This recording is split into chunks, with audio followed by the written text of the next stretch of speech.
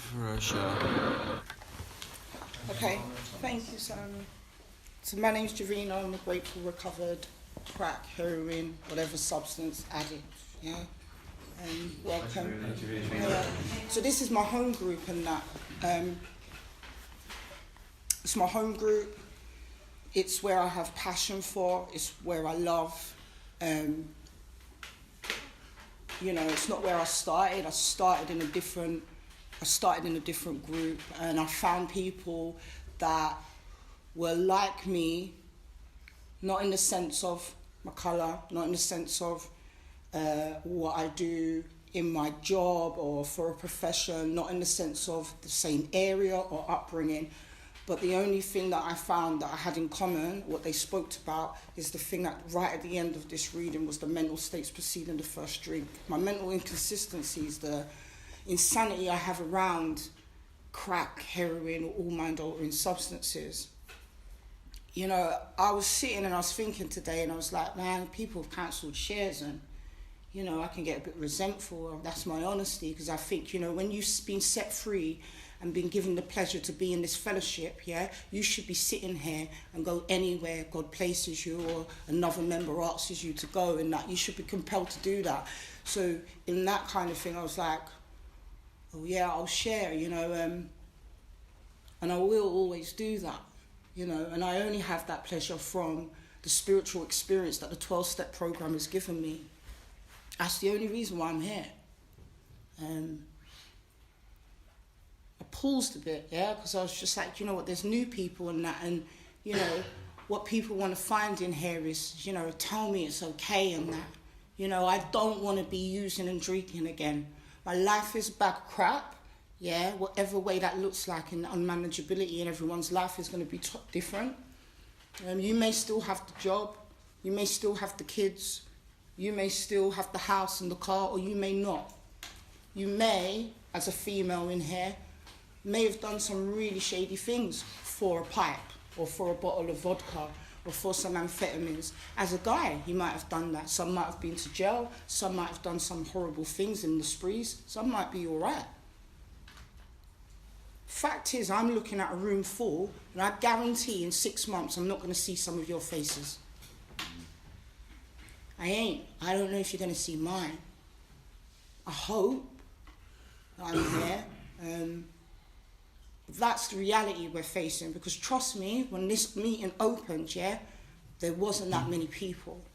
And I saw pockets of this room being packed, excited, getting 6 months, 9 months, and relapsing. There are some people in this meeting that are members of home groups that have relapsed in here. One thing they do know is these doors are going to be open every time they come back. The sad thing is, some people ain't coming back. Do not underestimate the power of what you suffer with. That's the reality. This is not to scare you. This is not to be like, whoa, I better take the 12-step program, because trust me, fear ain't going to hold you, man. Trust me, I've been scared, I've been petrified, and then that subsidized, and I felt better. I've cried, I've been resentful, I've been angry, there's been all different things happening before, but on a certain time and a certain day, my mind's going to tell me it's okay to smoke crack. It might start off with it's okay to have a Budweiser, but in that means death or insanity. And I know that, I know that. My experience shows me that, My warning signs of how I've seen addiction in my dad's life, would show me this is not a good idea. Don't mean, though, that everyone suffers with this problem, because I have a friend that used like me, that was in the same environment as me, and had a sufficient reason, like giving birth or having a child, was pregnant at the same time, and she isn't like me. She was able to go through her pregnancy and the rest of the child's life, and she can now just have a glass of red wine. And she was a hard crack smoker, and she was using cocaine like me, and we was doing certain things within these sprees that were the same shame and remorse after, looking in a room and going, fuck man, there's a lot of guys in here, what have I just done for that pipe? But She had love for this kid, and she said, I'm not doing it again. And she had enough willpower and enough memory of her consequences that when she decided, and I said to her, listen, man, maybe we could just have a little gram in that and have a red wine when you're pregnant. It's meant to be okay. She said no, and it held her, because she remembered, Javina, this don't go down too well for me. But me, I was going to meet her one day in this area in London, and I was on the bus, no intention of using. And at a certain time in this bus ride, I was like, do you know what? I'll just be able to have a couple of lines and I'll have that glass of red wine and I'll go and do this shopping for all these baby clothes and everything because it's past the 3-month period. And I thought, do you know what? This ain't a good idea, man. Because where I'm going to get off, I normally stay there for 3 months. But I thought, do you know what? I'll be all right now. Yeah? And I went and I was there. And I was using the whole way through, yeah? I don't know if that's the cause of losing my son, yeah? But fact of the matter, that's happened. So you think even that, and people saying, well, you know, when you're using that much, could affect the baby, and you've lost your son now, yeah? That this is going to be enough, yeah? And I was crying in the hospital, you know, absolutely crying. Not doing this again. Yeah. And then they said, you can leave. I left. And then I thought, you know what? To relieve this pain, I'm going to go and have a freaking pipe. Now, some people say you're going through a lot of trauma, and that makes sense. But to me, it don't make sense. I didn't want to do it. I've had a firm resolution not to do it, and I'm back again smoking crack. Now, for me, I'm just going to explain to you what smoking crack looks like for me. What going into dens looks like for me. It looks like violence, being beaten up, being raped in my cases, yeah? And when I see this thing is trapping me like that, I get away. Yeah, I've gone to a women's refuge the first time, become a croupier in a casino. Nothing wrong in my life now. Do I have trauma? Cool, I'm getting counselling, it's all right, man. I'm just like never going back there. Bad crack, yeah? And I come off this train station, yeah, coming back to the refuge, and my idea again, it's just like, bam, it just hits me. And I stop in the middle of the road and I'm saying to myself, do you know what? You can just go and get an apes, bruv. You've had time away from this, but don't smoke the crack, because the crack's bad. Just have a little few lines. It's not a few lines, is it? It's an apes. And I turn around and I go back. That leads me back into my ex. That's more violence and more rape. Yeah? Whatever your consequences are, yeah, they're not going to hold you. Because if they bloody held you, yeah, why are we sitting here today?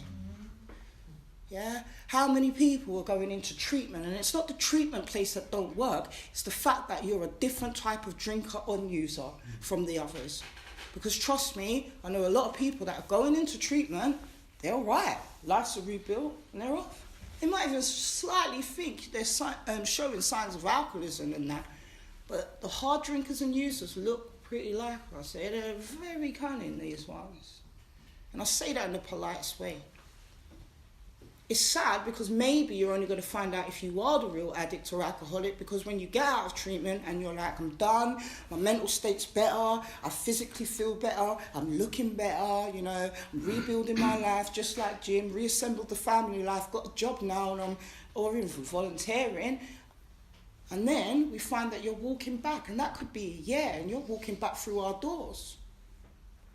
So that means you or your efforts have not worked. Because I hear it a lot. I had 6 months. I had 3 months. I had 2 weeks. I had 3 years. The fact is, at a certain time, you didn't have enough power to stop yourself taking the thing that you've got away from. That is the fact. Yeah? Put your hand up. How many people have relapsed and had sobriety, had clean time and have relapsed? Yeah? All of us should be putting up our hands, because if you ain't, door, get on with your life. And that's polite, because you know what? It's not a bad thing, man. Listen, bro, if I came in and someone said to me, you know what, you haven't got any signs of relapse, or I'll be like, cool, thanks, I don't have to sit here. What am I sitting here for? That's okay, we want you to get on with your life. The thing why I say that is because if you don't have them signs of alcoholism, why you got to be there and have the spiritual experiences to help somebody like me? You can't help me, because you can't identify with my mental inconsistency. Yeah, everyone's scared to talk about this relapse, crux of the problem, mental state preceding it, that you will do it again. The book is very clear on that. You're going to have a firm desire, you're going to get a brief moment of sobriety, followed by a still worse relapse. It's all in this book. Yeah? I listened to a share ages ago by a lady in America, and she's just like, do you know what? We've got to have courage to say this. Because what are we really talking about? Yeah, what are we really talking about? Because to me, this is life or death, yeah? I ain't on no joke to him, bro, because I don't want to see my mum at the edge of the bed saying, how am I going to help you again? It ain't happening, yeah? We're suffering with something that's going to hit you one day, man, yeah? And trust me, I'm going to be here for you. Trust me, some of these guys are going to be here for you, but let's really look at it. It says hopelessness was written on the man's face. Here's the hopelessness. None of his efforts have worked. He has no power. If I told you to pick the can up, it's got poison, because you're having a bad day, yeah, are you going to drink the Coca-Cola? If it's got poison in it, are you going to drink it? Any? No. Right. What's going to happen? Your mind's going to tell you it's poison. What is your memory going to say? It kills. Poison kills. It's going to shut down my body system. If I push it next to you, I could even get Lisa to do this. She's going to recoil. She's going to be like, no, that's poison, bad poison. But if I went Coke and vodka, if she ain't had a spiritual experience, she might even go, bad vodka, Coke, bad. But at a certain time, she's going to walk back in there and pick this up. But you know what? It's only got a little bit in it, so it'll be different this time. She's going to forget the pain and suffering of even a month or a week ago. Yeah? What's your pain and suffering? Has it hurt your family? Has it took you away from your kids? Yeah? When you had the twist and the thought of smoking crack and that, why didn't your kids come to mind? Because of the mental inconsistency. We have a loss of the memory. Yeah? Go and ask the doctor to sort your memory out. See what he says to you. He's going to send you to Cocaine Anonymous. He ain't going to put you on the operating theatre and start twigging out your brain and that. He ain't, bro. Deadly. I'm going to say all of this, and someone, even how I'm saying it, is going to walk away in 2 weeks, maybe 2 hours, forget what I've said. That's what you're up against. Yeah? You can come to a meeting, you're going to read the book, you're going to pray and meditate. And if you don't have a defense against the first drink, you're going to forget Bill's story. That's shocking, isn't it? Because right now, I don't feel like I'm giving you any hope. Good. Methods failing you. Yeah? Why are we here? You see, others recovered. That's the only way I stayed. It was just like, right, you're disturbing me. You're saying I'm going to smoke crack again, and I don't want to. But I'm looking at someone, and they're different. Life's changed. So there must be something in this. Yeah? But here's the trap again. I'm going to do the 12 steps, and I won't relapse. Yeah, if I could go to the page, it says, I think it's on page 45. Could you get it? 45 in We Agnostics? Is it 45? So I like referring to the book, because we're going to hear some next crap that people are going to say. Let's go to the book that was written for us. Page 45, yeah? Our human resources as marshalled by the will were not sufficient. They failed utterly. What are your human resources? So here's my methods and human resources. My mum, my dying nan, my dad, yeah, my niece, my nephew, my brother, my baby. Women's refuges, counselling, therapy, find out your triggers. So if I find out my triggers, I'm going to be able to see them and get rid of them. Is it work for you? Ain't work for me. Here was the trigger. Bad day. So I've just got to have a really good day every hour, every day, yeah? Ain't fucking possible. Because here's what happened to me. I had an amazing day.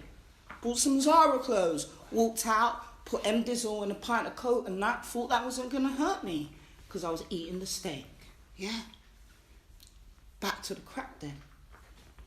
So let's find another trigger. Rainy day. So you better go to Barbados. Barbados, it rains there. Have you ever relapsed on a sunny day? Yes.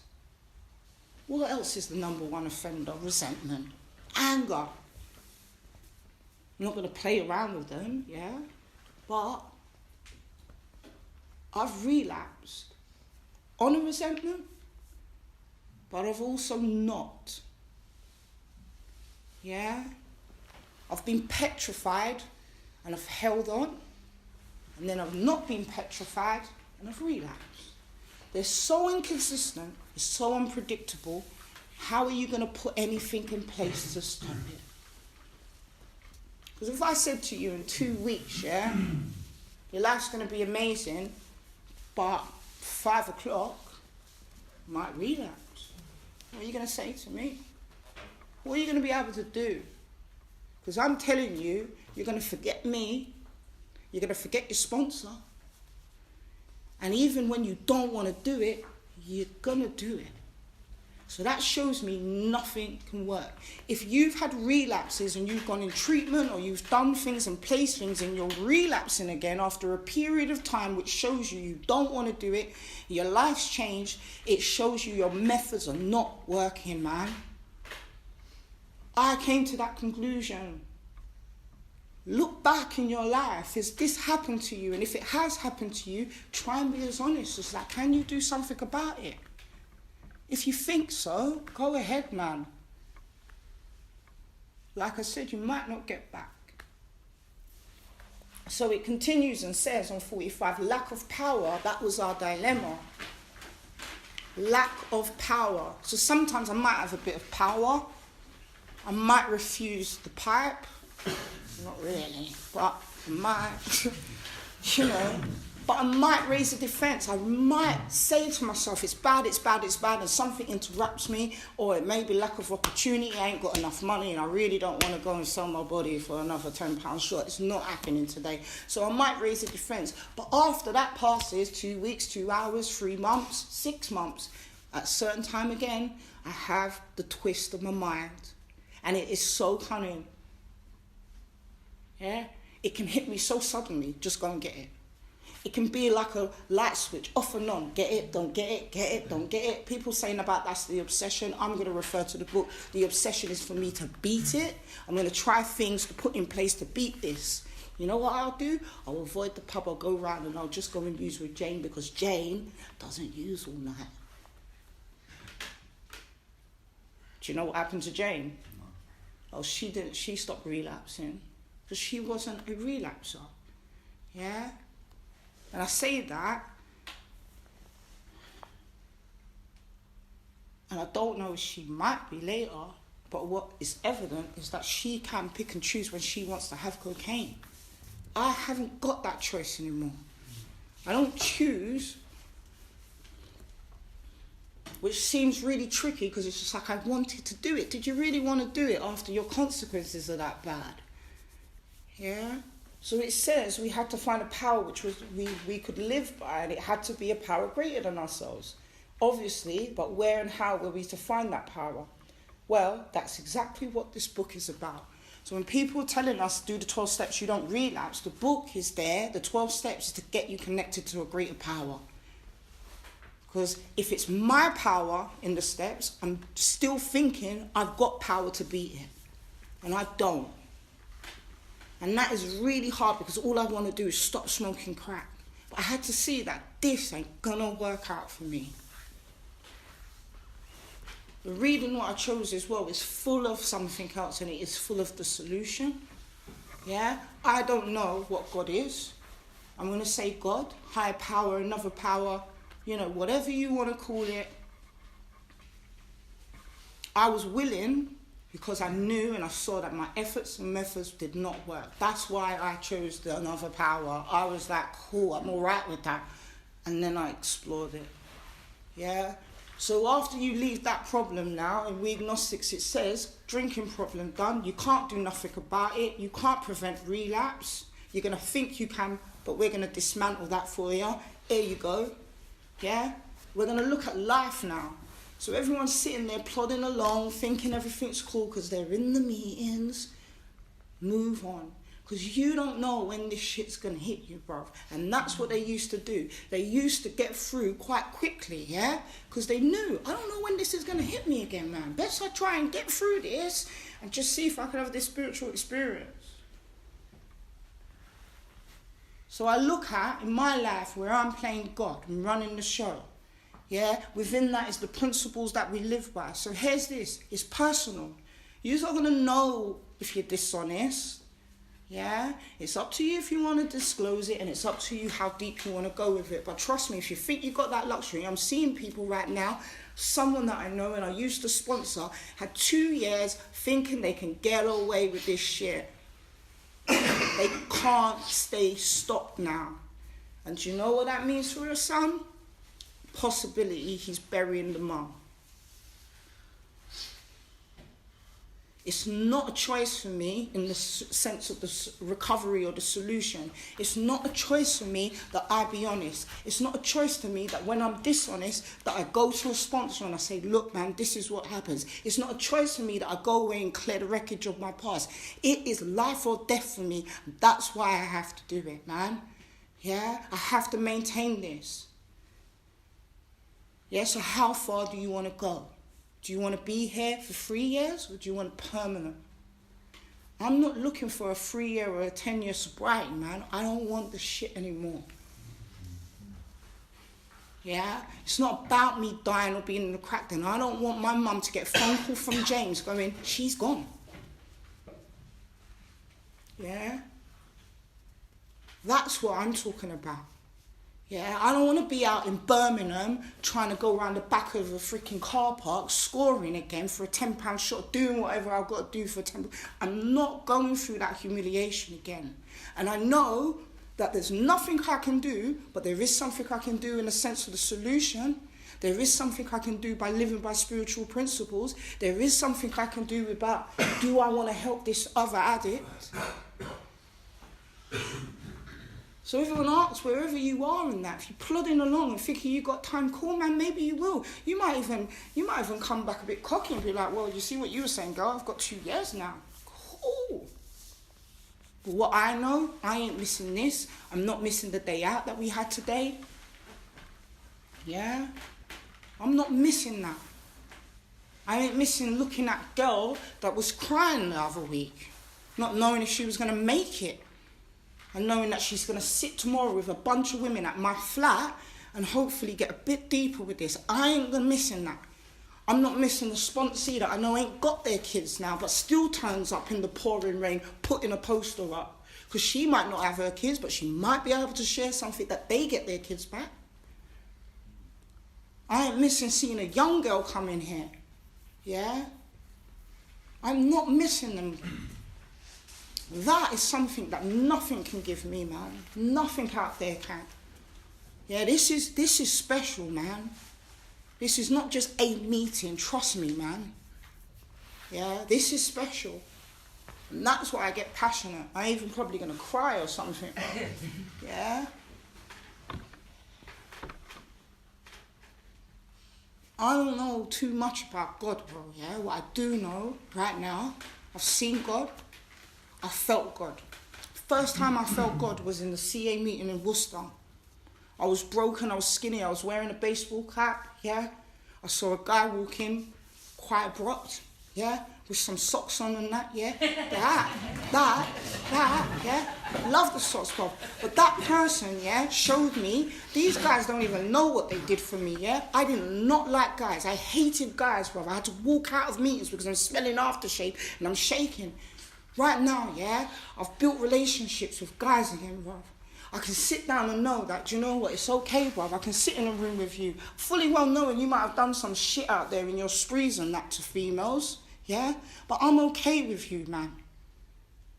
I'm not there hanging myself because of the trauma and that. And I've seen that. People get in recovery like women, but their trauma takes them and they're dead now. Suicide. I work in that field. I am free today from everything. So this has saved my life. In turn, the expansion of that is that my mum today asks about Cocaine Anonymous. She's like, oh, how's James? She don't even ask how I am anymore. She's just like, how's James? How's this person? Yeah? Well, that's going on things. Sorry, James, breaking anonymity. But,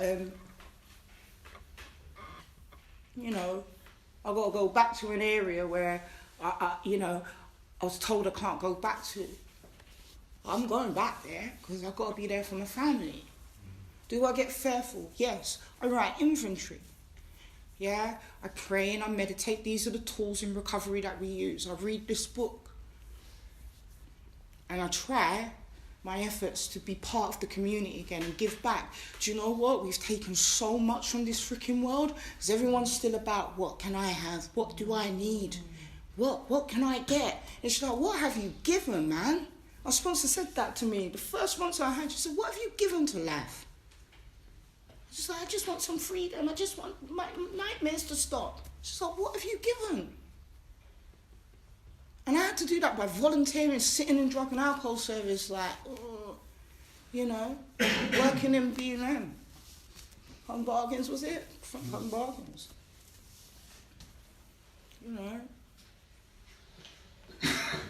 Oh, man. So yeah, like I opened this up and that, I hope that most of you are here in 6 months. Really do. I guarantee if I'm still here in the year, there'll be a few that have popped back in, back out a few times. I ain't gonna tell you just to go off and get a sponsor. I ain't gonna say that. I would say to you is that do look at the people that are recovered and go and have a conversation with them. Yeah? They might be able to help you. They might be able to point you in the direction to have the same freedom that some of us in this room have. Yeah? This isn't just about turning up here and thinking you're going to grab something, put it in your pocket, go off, have a great day, and ooh, there's a twist there and be able to take out God and put it in front of the real lives. Ain't going to fucking work, man. Yeah? You can take our biscuits, you can take the tea and coffee all day long. I'm all right with that, bro. But trust me, I am going to put it on you and say to you, do you know what? Are you in? Are you here? Do you want to have a conversation around this stuff? Don't be scared to talk about the relapses, bro. Yeah, because everyone's petrified in that. I'm going to be okay and sit here and just listen to all of this. Are you relapsing? Have you got a defense against the first drink or drug? If your answer is yes to the relapsing and you don't have a defense, yeah, you might need this. It's your only hope. Yeah? And if you think you've got time, cool. But trust me, I don't. Yeah? And that should point you, when you get through that illusion breaks for you, the recovery part, you will know how far you need to go in it. Because I see it all the time. They get a bit of recovery and it's just like, my life's better, see you later. Can't happen for me. My spiritual experience is that I sit here when the meeting's only 4 people, when the meeting's only 2 people, when it's pissing down with rain, I still get here, I travel on the bus, I don't even drive, and I'm still here on time. I'm committed to the service because this gets people here. Potentially, they don't die. So you can sit on the outskirts, see how that goes for you. We are really nice, really. Because right now you're probably thinking, Halloween and all of that as well.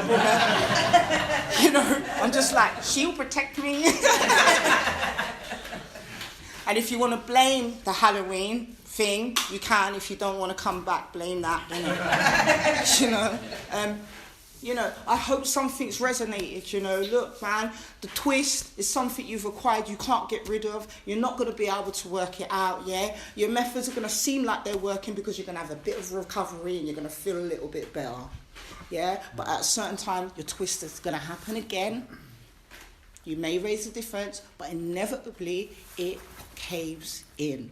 And your defenses are your memory, your sound reasoning, and your willpower. If that's happening to you, only spiritual experience will conquer it. That is it. That is it. It is in a nutshell in that. I hope someone fucking gets freedom from this. And if you're really scared in that, and if you are recovered or you're going through the process and you don't like me now, put it in a resentment, write in 4 columns, that works out. Pray, meditate, hand it over. I don't like Javina. Cool, man, I'm all right with that, yeah? You know, I'm okay. You know, I'm still going to be here, so you better get used to it, innit? So yeah, you know, I'm grateful. I'm grateful for this fellowship. I'm passionate about that big book. Yeah, I read it, I study it, I ask questions and that. You know, I've got amazing friends. I've got a host of friends and that. I've got people that I'm building and starting relationships with. The main important thing is that I'm in a position of neutrality. Something's happened to me. You know, my family are free today. And that there's a woman, possibly, that I'm going to be able to sit with, match these mental inconsistencies and say there's a way out. That is it. I'll leave it there. Thank you. Thank you. I'm Simon. I'm a recovered addict.